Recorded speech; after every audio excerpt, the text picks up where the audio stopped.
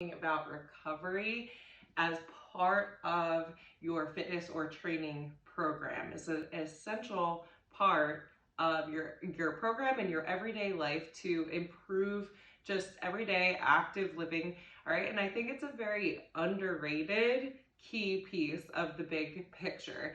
And I've been getting a lot of questions lately around recovery, how to feel less guilty when taking off days or taking even unplanned rest days.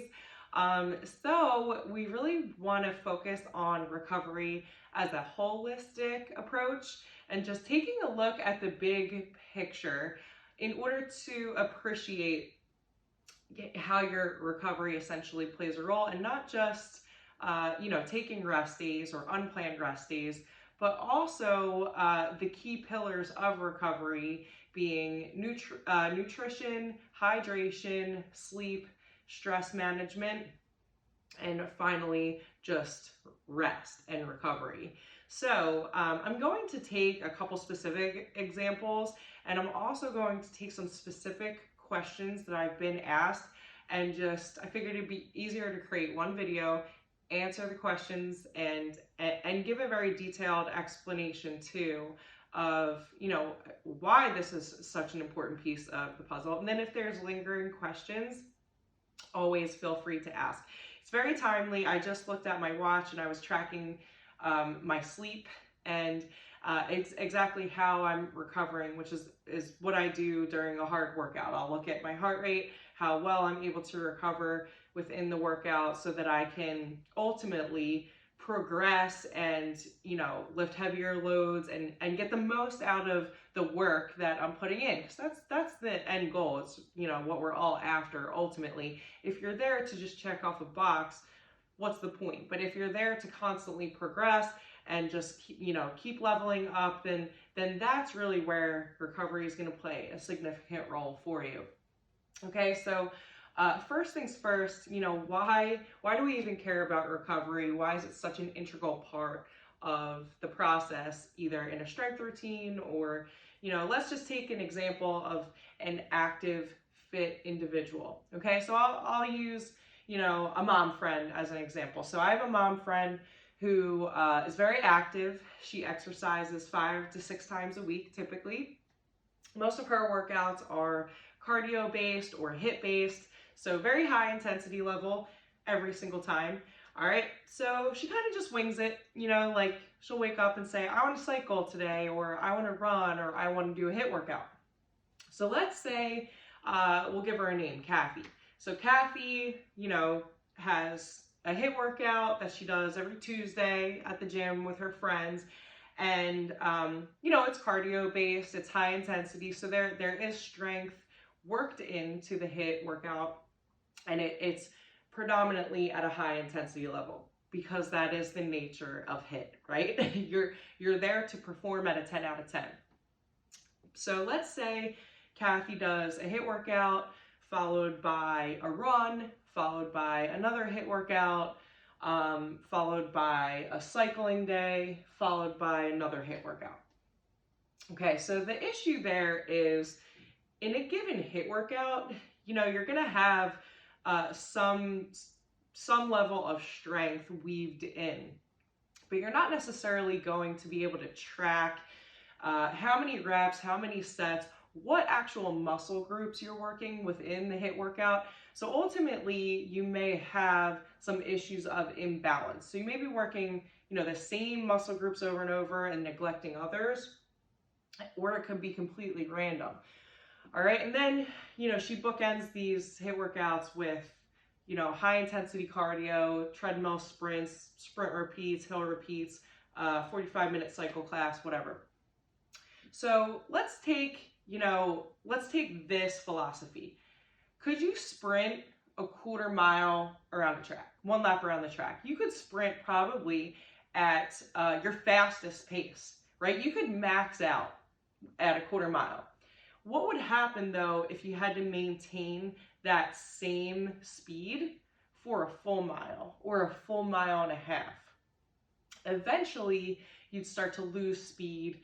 You'd start to count on adrenaline to get you through. You'd start to have to really like mentally get your way through that length sprint workout, right? But if you're just sprinting a quarter mile, you can maintain that high speed all throughout, and then you'd rest. HIIT workouts are very similar. They're designed so that you go all out and then you have some recovery.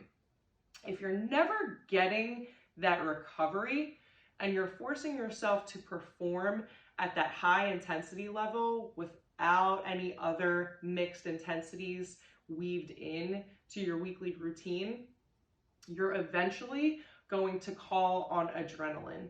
And the problem when you do that is when your adrenaline spikes, your cortisol levels also spike. And that can create a very, very difficult fat loss environment for you. And if your goal is fat loss, the last thing you want to do is have an increase in cortisol. So let's take another example. I'll use my friend Kristen. Kristen has been following one of my 6-week strength programs. She started at intermediate level. Now she's progressing to an advanced 6-week program. And the reason she's able to progress with less prolonged recovery in between her programs is because the program itself is designed with recovery built in. I'll explain what I mean.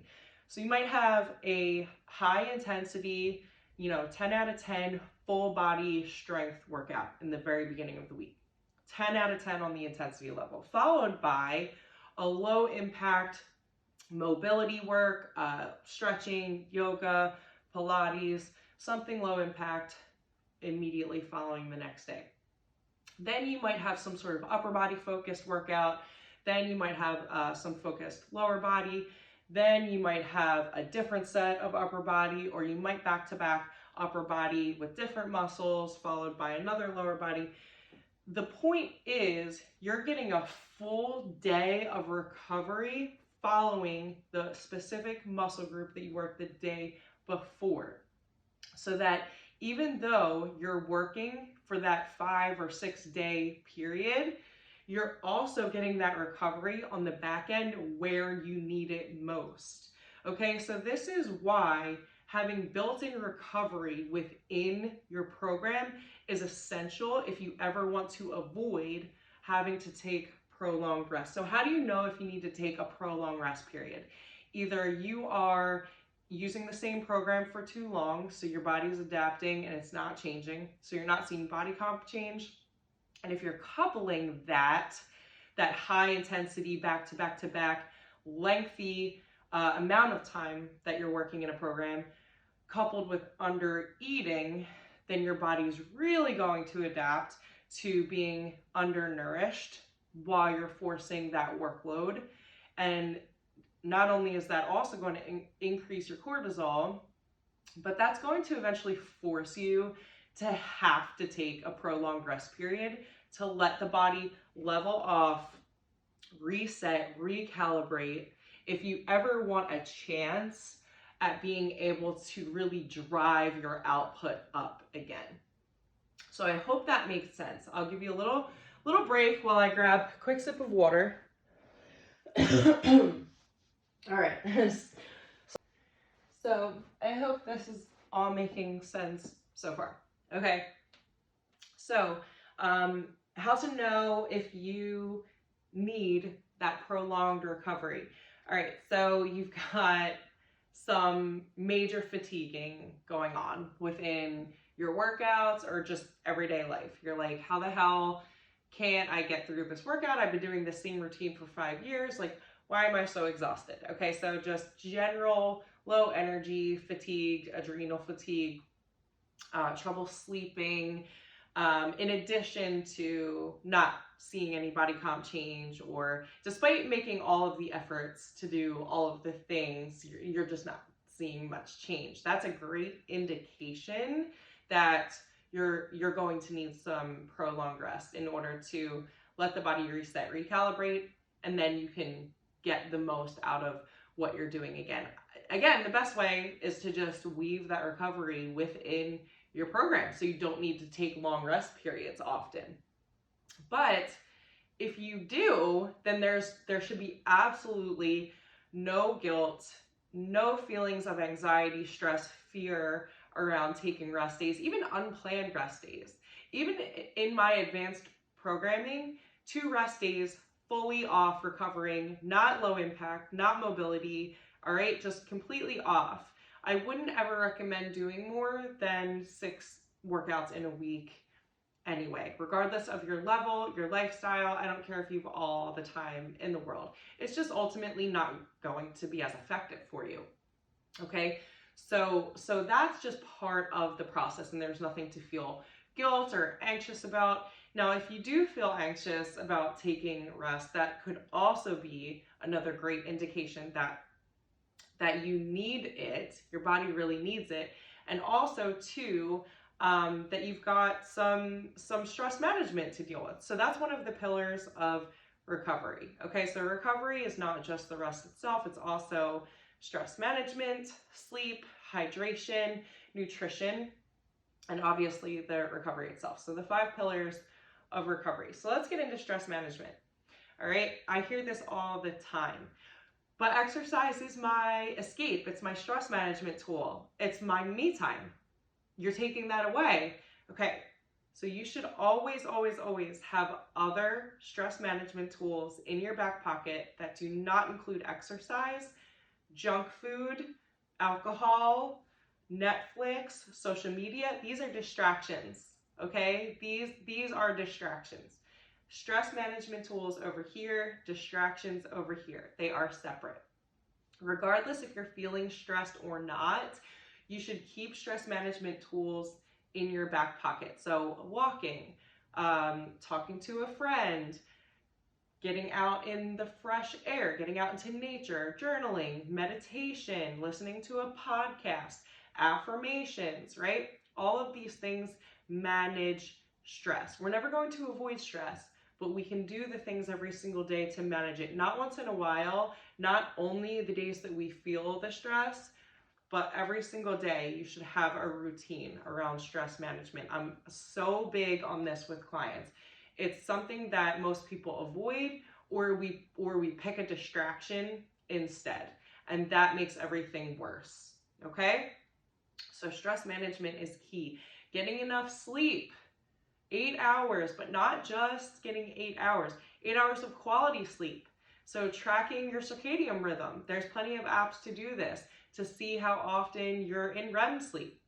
So if you're getting quality sleep versus a shitty night's sleep, have a strict bedtime and wake up time. Even if you don't need a morning alarm, you work from home, whatever, just have one. Have one anyway. Okay, so that's going to keep you strict with your bedtime, giving you that 8 hours that you need. That is the only way we have the opportunity to fully recharge and plug that battery in, charge the battery, regenerate new cells, get rid of bad cells, work the repair process. And the other way that we get better with repair and rebuild is nutrition. All right, hitting your protein goal, getting enough carbs, making sure you are nourished properly. My clients that see the best results prioritize macronutrients in every single meal, not just protein, but all of the macronutrients. They hit them on a consistent basis. They prioritize their overall calorie goal, and they improve their output and their performance as a result. You actually thrive when you do this, okay? So quit under eating. Quit coming in short. You may not even think you are. Take an audit if you think there's a shadow of a doubt. All right, so 9 times out of 10, I'll hear, oh, I have to be overeating, I have to be overeating, I have to be overeating. Turns out, nope, you're drastically undereating. Here's the data. It's black and white. There's no disputing it. Just take an audit if you're not sure. And finally, hydration. All right, that is huge. Summer's around the corner. It's getting hot. You need to hydrate. You cannot just rely on electrolyte replacements. Electrolyte replacements are a nice add-on. Add some Himalayan pink salt to your water, or have an electrolyte replacement maybe when you're hungover, but on a regular basis, you need to hydrate. All right, so 1 liter per every pound of body weight in fluid ounces, I believe, is a good rule of thumb. Okay, so half of your body weight in fluid ounces. That's what it is. So you may not even need a full gallon. It depends, right? Everybody's going to be different, but make that a daily habit, a daily priority. All right, so I hope this helped. If you have any questions lingering about how to create less guilt around your recovery, how to weave in recovery better within your fitness routine, how to avoid taking those prolonged rest periods, taking a step back in order to leap forward, I'm happy to help. So if you found this helpful, save, tag a friend, and I'll see you next time.